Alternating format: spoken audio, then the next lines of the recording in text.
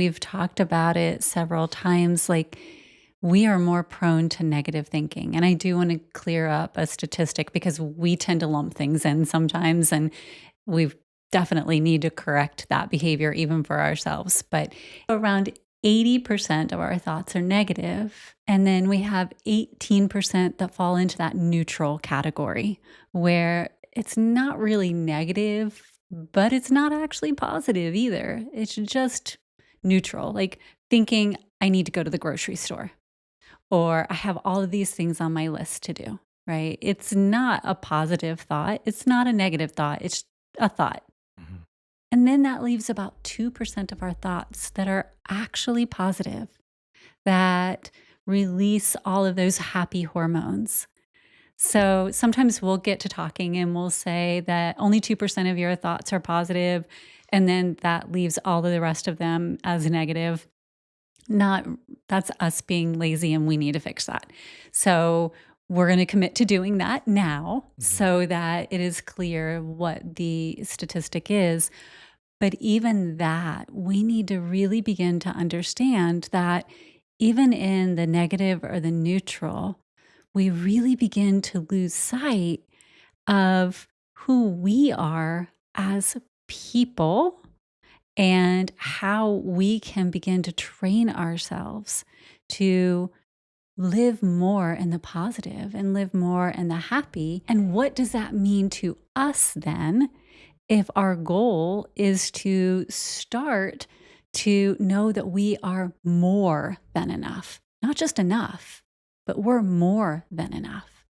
Because if that inner critic is constantly trapping us in that lie that you're not good enough, and all we have is that 2% bandwidth to have a positive thought, to know that we're not just enough, we're more than enough, then we really have to start chipping away at that. Yeah, it's an uphill battle. Yeah. And 18% of these neutral thoughts, and yeah, they're neutral, but the if you start to look at it from the standpoint that space of neutrality, either side, one is 80% and one is 2%, and where you have a negative brain bias, which means we Yeah. lean one way more than the other, no wonder it's basically a neutral feeding zone into the negative. It's really hard for us to take a neutral thought and then shift it into a positive thought. And so if there is a question of how do I just start thinking positively because I don't know how to, it might be a great tool to practice in a small way. Yeah. It's taking something that is neutral, like, I've got to go to the grocery store today. Okay, well, you know, instead of thinking like, okay, well, I've got all these things. I feel like, I never have enough time. And then it creates this spiral of like, oh, well, now I've got to spend all this money. And, I didn't get that promotion at work. And, I'm just not good enough to do that, so there's like usually some kind of progression in that standpoint, right? It becomes a neutrality based snowball effect, for Yes. lack of a better term. Exactly. And so if we can start to shift that when we notice, and that's the first key, step one is notice, Notice.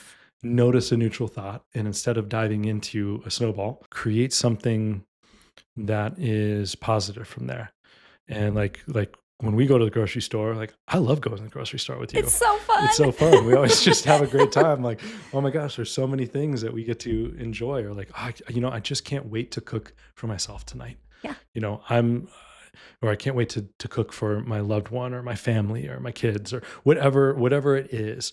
And so if you start to reframe that, like, okay, I've got to go to the grocery store, neutral, and then into something positive, that's a huge benefit. Or it can even be gratitude, right? Hmm. How lucky am I? There's probably 3+ billion people in this world who don't have direct access to a grocery store where they can just walk in and buy what they need.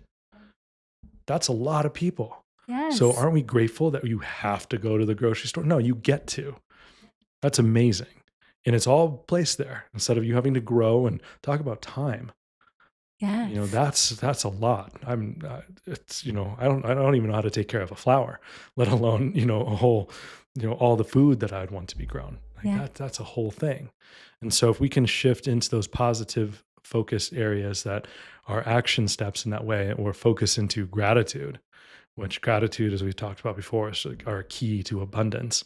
Those little shifts can really start to chip away and get us out of this feeling of I'm not good enough into this place that I am more than enough, because I'm bringing love into what I'm doing, whether that's supporting my family through cooking for them or grabbing the things that they need, or whatever neutral thing that we're doing, dropping into that positive or helpful or grateful act, and let it come from a place of love and connection from within.